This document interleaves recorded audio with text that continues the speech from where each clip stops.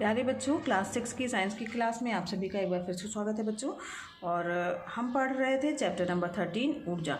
बच्चों, इसमें हम लोगों ने ऊर्जा व कार्य की अवधारणा पढ़ लिया है। ऊर्जा और कार्य में क्या संबंध है इसके बारे में भी हम जान चुके हैं। और इसके पहले की वीडियो क्लास में बच्चों हम लोगों ने ऊर्जा के विभिन्न रूपों को जाना कि कौन कौन सी रूप में ऊर्जा होती है। रासायनिक ऊर्जा, यांत्रिक ऊर्जा, चुंबकीय ऊर्जा, विद्युत ऊर्जा, ध्वनि ऊर्जा, प्रकाश ऊर्जा ना, इन सब के बारे में हम इसके पहले की वीडियो क्लासेस में पढ़ चुके हैं।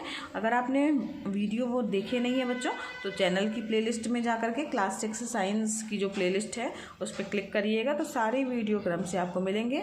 उनको देख लीजिए, उनको समझ लीजिए, उसके बाद आगे बढ़िए। ठीक है बच्चों, तो आज हमें बताना है ऊर्जा के नवीकरणीय व अनवीकरणीय स्रोतों के बारे में। तो बच्चों, ऊर्जा के नवीकरणीय स्रोत कौन से कहलाएंगे, यानी जिन्हें हम बार बार प्रयोग में ला सकते हैं। ठीक है, यानी पुनः नवीकरणीय से क्या तात्पर्य हुआ बच्चों? पुनः प्राप्त होने वाले। ठीक है, नवीकरणीय मतलब हुआ पुनः प्राप्त होने वाले। प्रकृति जो है उसमें इसकी जो प्रकृति है उसमें इसकी आपूर्ति होती रहती है और हम इनको बार बार प्रयोग कर सकते हैं। ऐसे स्रोतों को क्या कहा जाएगा? नवीकरणीय ऊर्जा के स्रोत कहा जाएगा। ठीक है, तो वायु, जल, है ना, जंतु अपशिष्ट यानी बायोमास, सौर ऊर्जा, ये सब क्या है बच्चों? ये सब पुनः प्राप्त होने वाली ऊर्जा है ना। प्रकृति में इसकी आपूर्ति जो है निरंतर होती रहती है, इन्हें हम बार बार प्रयोग में ला सकते हैं। तो ऐसे स्रोतों को हम क्या कहेंगे? नवीकरणीय ऊर्जा के स्रोत कहेंगे, यानी पुनः प्राप्त होने वाले स्रोत कहा जाएगा। और इनके प्रयोग से बच्चों पॉल्यूशन भी बहुत कम होता है। अधिक से अधिक इससे ऊर्जा हमें प्राप्त होती है और हमें ज़्यादा से ज़्यादा इन्हीं स्रोतों का प्रयोग करना चाहिए। ठीक है, अब बात आती है बच्चों अनवीकरणीय ऊर्जा के स्रोत क्या होंगे।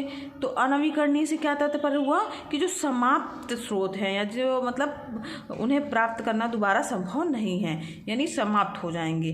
तो जैसे बच्चों पत्थर का कोयला, मिट्टी का तेल, डीजल, पेट्रोलियम, ये सब एक निश्चित क्वांटिटी में है, इनका सीमित मात्रा में जो है इनका स्रोत है। तो अगर हम इसको यूज़ करते रहेंगे, ज़्यादा यूज़ करेंगे तो क्या होगा? एक समय बाद जो है ये जो है वो समाप्त हो जाएंगे। इनको पुनः प्राप्त नहीं किया जा सकता इतनी जल्दी, या नहीं कर सकते हैं। इसलिए इन स्रोतों को क्या कहा जाएगा? अनवीकरणीय ऊर्जा के स्रोत कहा जाएगा या समाप्त स्रोत कहा जाएगा। पत्थर का कोयला, मिट्टी का तेल हो गया, डीजल हो गया, पेट्रोल हो गया, ये सब जो है वो अनवीकरणीय ऊर्जा के स्रोत हैं। तो इसका उपयोग जो है बच्चों हमें बहुत ही विवेकपूर्ण तरीके से करना चाहिए, क्योंकि ये समाप्त हो जाएंगे तो क्या होगा? ऊर्जा का संकट उत्पन्न हो जाएगा। तो आवश्यकता अनुसार ही इनका हमें व्यय करना चाहिए। अब हम बात करते हैं बच्चों ईंधन। तो ईंधन क्या है? तो बच्चों ईंधन से कहा जाए तो जिसको जलाने पर हमें ऊर्जा प्राप्त होती है, ठीक है, वो क्या हो जाएगा? ईंधन। तो खाना पकाने के लिए बच्चों हम क्या या ठंड में बचाव के लिए हम क्या करते हैं? आग को जलाते हैं ना, ऊष्मा का प्रयोग करते हैं। तो यह ऊष्मा बच्चों ईंधन को जलाने से मिलती है। और लकड़ी, कोयला, मिट्टी का तेल, है ना, इन सबको जला करके हम क्या करते हैं? ऊष्मीय ऊर्जा को प्राप्त करते हैं। कोयले को जला करके बच्चों पानी को उबाला जाता है ना, जिसके कारण भाप उत्पन्न होती है। तो इसका मतलब हुआ कि लकड़ी हो गया, कोयला हो गया, मिट्टी का तेल हो गया, ये सब क्या है? ऊष्मीय ऊर्जा के स्रोत हैं। बच्चों वाहन चलाने के लिए भी, जो हम अपनी गाड़ियां चलाते हैं, मोटर कार हो गया, इन सबको चलाने के लिए भी हम ईंधन का प्रयोग करते हैं, जैसे कि डीजल, पेट्रोल, है ना, इनका प्रयोग करते हैं ना। तो इन सब का प्रयोग हम करते हैं। अगर भोजन पकाने की बात की जाए बच्चों, तो भोजन पकाने के लिए भी हम ईंधन का प्रयोग करते हैं। तो उसके लिए बच्चों हम सिलेंडर, हम लोग खरीदते हैं ना, सिलेंडर लगाते हैं गैस चूल्हे में। तो जो सिलेंडर लगाया जाता है उसमें गैस होती है जिसको क्या कहा जाता है? LPG, liquefied petroleum gas, liquid petroleum gas कहा जाता है इसको। ठीक है, तो ये जो होती है बच्चों ये लिक्विड रूप में होती है, लेकिन जब जैसे ही हम इसका नॉब खोलते हैं, गैस जलाते हैं, तो धीरे धीरे करके गैस के रूप में जो है निकलती जाती है और जो है हम उसका प्रयोग करके जो है वो खाना पकाते हैं। ठीक है, और कोयला भी है, मिट्टी का तेल है, डीजल है, पेट्रोल है, LPG है, ये सब क्या है? ऊर्जा के स्रोत हैं जिनके जलाने से हमें ऊर्जा प्राप्त होती है। कोयला, मिट्टी का तेल, डीजल, पेट्रोल, LPG, ये सब जो है ऊर्जा के स्रोत हैं जिनके जलने से जो है ऊर्जा प्राप्त होती है। इन्हें क्या कहा जाता है? ईंधन कहा जाता है। तो ईंधन किन्हें कहा जाएगा बच्चों? जिनके जलने से ऊर्जा प्राप्त होती है। एग्जाम्पल ये हुआ है, ठीक है। तो अब बात करते हैं भोजन। तो बच्चों शारीरिक व मानसिक विकास तथा कार्य करने के लिए हमें क्या जरूरी है? ऊर्जा की आवश्यकता होती है। और ऊर्जा हमें कहाँ से प्राप्त होती है? वो भोजन से प्राप्त होती है। तो ऊर्जा के बच्चों संचय करने के लिए हम भोजन ग्रहण करते हैं, और भोजन जो है वो शरीर में कार्य करने की क्षमता को बढ़ाता है। ज़्यादा हम भोजन करेंगे तो हमारी क्षमता जो है कार्य करने की ज़्यादा रहेगी ना, ज़्यादा कार्य कर पाएंगे। और बच्चों साथ ही साथ जो भोजन एक काम और करता है वो क्या है? शरीर का हमारे तापमान बनाए रखता है। तो इस प्रकार से भोजन क्या है? एक ऊर्जा का स्रोत है, ठीक है। अब बात आती है बायोगैस की। तो बच्चों कई बार हम लोगों ने देखा होगा कि बायोगैस प्लांट जो हैं कई जगह स्थापित किए गए हैं। ये देखिए ये बायोगैस प्लांट है, इसका चित्र भी इम्पोर्टेंट है। ये बायोगैस प्लांट का चित्र है बच्चों। तो इसमें क्या होता है कि इसमें जो है वो देखिए एक गैस का यहाँ पे चैम्बर होता है, यहाँ प्रवेश टैंक बनाया गया है, यहाँ पे प्रवेश पाइप लगा हुआ है, ईंट की दीवारें होती हैं यहाँ पे, और यहाँ पर संप्रेक्षण होता है। यहाँ पर फिर जो गैस बन जाती है वो गैस जो है यहाँ से निकासी टैंक होता है, और जो है वो गैस जो है वो निकलती है। तो इसमें क्या होता है बच्चों? जो कूड़ा करकट है हमारा, औद्योगिक कारखानों का कचरा है, फसलों के जो अवशेष हैं ना, पानी है, मलमूत्र है, गोबर है, लकड़ी है, इन सबको बायोमास कहा जाता है, ठीक है। तो यानी जैव मास कहा जाता है। तो इसमें क्या होता है बच्चों? जैव मास जो जैव मात्रा है, बायोमास कहा जाता है, जैव मात्रा कहा जाता है इसको साथ ही। तो जैव मात्रा को सीधे जलाने से उसमें ऊर्जा उत्पन्न होती है। तो ऑक्सीजन की अनुपस्थिति में बायोमास के अपघटन द्वारा, ठीक है, ध्यान दीजिएगा, ऑक्सीजन की अनुपस्थिति में बायोमास के अपघटन के द्वारा बायोगैस का निर्माण होता है। और बायोगैस मीथेन तथा कुछ अन्य गैसों का मिश्रण होती है। जो बायोगैस होती है बच्चों उसमें क्या होता है? मीथेन और कुछ अन्य गैसों का मिश्रण होता है।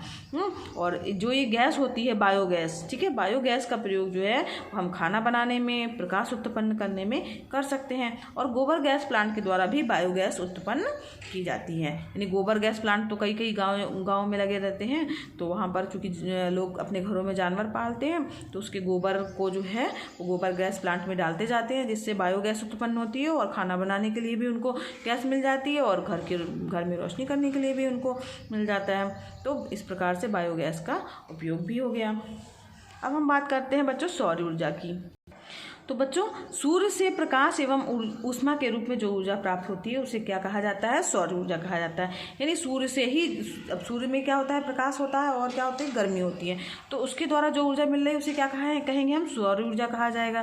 तो पेड़ पौधे जो है वो सूर्य से प्राप्त ऊर्जा जो प्रकाश है उसका प्रयोग कर लेते हैं अपने भोजन बनाने में ना। और सौर ऊर्जा के कारण ही बच्चों जो हमारा जल चक्र है ना, पानी भाप बन के उड़ता है, फिर बादल बनते हैं, फिर बारिश होती है। तो ये जो है वो सौर ऊर्जा के कारण ही जो है जल चक्र चलता रहता है, जिससे हमारा प्राकृतिक संतुलन क्या होता है बच्चों? बना रहता है। और सौर ऊर्जा का और क्या उपयोग है बच्चों? तो सौर कुकर आप लोगों ने देखे होंगे, सौर हीटर देखे होंगे ना, इन सब में इसका प्रयोग किया जाता है। सौर कुकर में क्या करते हैं? अब नाम ही है कुकर, तो इसका मतलब क्या हुआ? उसमें खाना बना सकते हैं, ठीक है। और सौर हीटर है तो हीटर मतलब क्या हुआ कि उसमें हम पानी गर्म कर सकते हैं। सौर सेल के द्वारा सौर ऊर्जा से विद्युत का भी सौर सेल होते हैं ना, या सोलर सेल होते हैं, उनके द्वारा जो है वो विद्युत का भी उत्पादन किया जाता है बच्चों ना। कृत्रिम उपग्रह में भी सौर सेल का प्रयोग किया जाता है, देखिए इस तरीके से। और आजकल बच्चों स्ट्रीट लाइट वगैरह देखी होगी आप लोगों ने, उसमें भी क्या होता है? एक ऐसी सोलर प्लेट लगी होती है, तो दिन में जो है वो प्लेट चार्ज हो जाती है, फिर वो सोलर सेल जो है वो चार्ज हो जाता है, और उसके द्वारा फिर रात में वही स्ट्रीट लाइट उसमें जलती है उसी के माध्यम से। तो इस प्रकार से हम सौर ऊर्जा का प्रयोग करते हैं। अब हम बात करते हैं बच्चों वायु ऊर्जा। वायु के द्वारा भी क्या ऊर्जा हम प्राप्त कर सकते हैं? तो हाँ बच्चों, पवन चक्की आप लोगों ने देखी होगी। तो पवन चक्की का प्रयोग करके बच्चों पवन ऊर्जा से हम क्या कर सकते हैं? बिजली बनाने का काम कर सकते हैं। तो कई जगह आपने ऐसे देखा होगा कि ऊंचाई पे पहाड़ों के पास जो है वो ऐसे पंखे लगाए जाते हैं।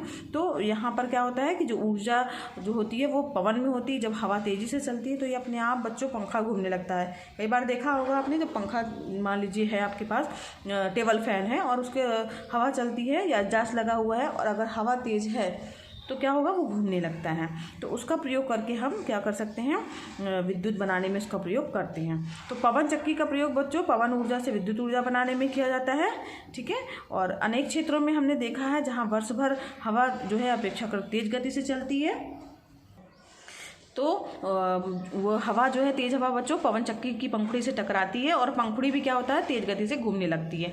पंखुड़ी के घूमने से जो है, जो उसमें जुड़े हुए जो टरबाइन होते हैं बच्चों, वो भी तेज़ी से घूमने लगते हैं, जिसके कारण क्या होता है, विद्युत उत्पन्न होती है। तो इस प्रकार से बच्चों पवन ऊर्जा के द्वारा विद्युत बनती है और गतिमान वायु में भी ऊर्जा होती है। इससे क्या निष्कर्ष आया कि जो हवा चल रही है उसमें क्या होती है, ऊर्जा होती है, यानी पवन में भी ऊर्जा होती है, जिसे क्या कहा जाएगा, वायु ऊर्जा कहा जाता है।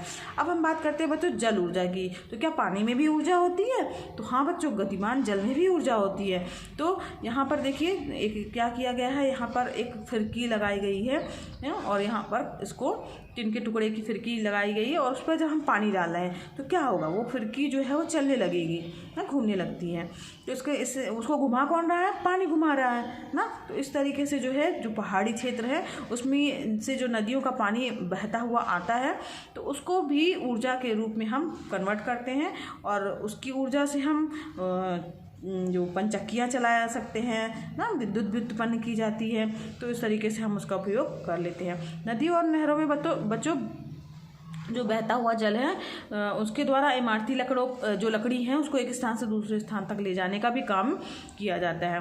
ठीक है, जल के द्वारा बहता हुआ जल है वो तो इमारती लकड़ी जो होगी एक स्थान से दूसरे स्थान तक ले जाना है, तो इसके द्वारा भी इसका काम किया जाता है। और जो नदियों के बच्चों बहता हुआ जो जल होता है उसके द्वारा बालू और उपजाऊ मिट्टी होती है वो भी हम प्राप्त करते हैं। तो इससे क्या निष्कर्ष निकल के आया बच्चों कि गतिमान जल में भी ऊर्जा होती है। बहुत बड़े बड़े आपने बांध देखे होंगे ना, पानी को रोका जाता है फिर उसको ऊंचाई से गिराया जाता है तो उससे विद्युत उत्पन्न होती है और उस जो विद्युत उत्पन्न हो रही है वो कहाँ से उत्पन्न हो रही है, वो पानी से उत्पन्न हो रही है। इसका मतलब क्या हुआ कि जल में भी ऊर्जा होती है। ठीक है बच्चों, तो आज के लिए बच्चों बस इतना ही। आज ये चैप्टर हमारा यहीं समाप्त हुआ। इसकी अगली वीडियो क्लास में बच्चों हम लोग अभ्यास प्रश्नों को हल करेंगे। आज के लिए बच्चों बस इतना ही। अगर बच्चों पढ़ाना पसंद आ रहा हो तो वीडियो को लाइक कीजिएगा। चैनल पर नए हैं बच्चों तो चैनल को सब्सक्राइब कीजिए, साथ ही बेल आइकन भी दबाइएगा ताकि आपको नए वीडियो का नोटिफिकेशन मिलता रहे बच्चों। और ये वीडियो क्लासेस एकदम फ्री है तो आप भी इसका लाभ लीजिए, दूसरे बच्चों को भी शेयर कीजिए ताकि वो भी इसका लाभ ले सकें। धन्यवाद बच्चों, मिलते हैं नेक्स्ट वीडियो क्लास में।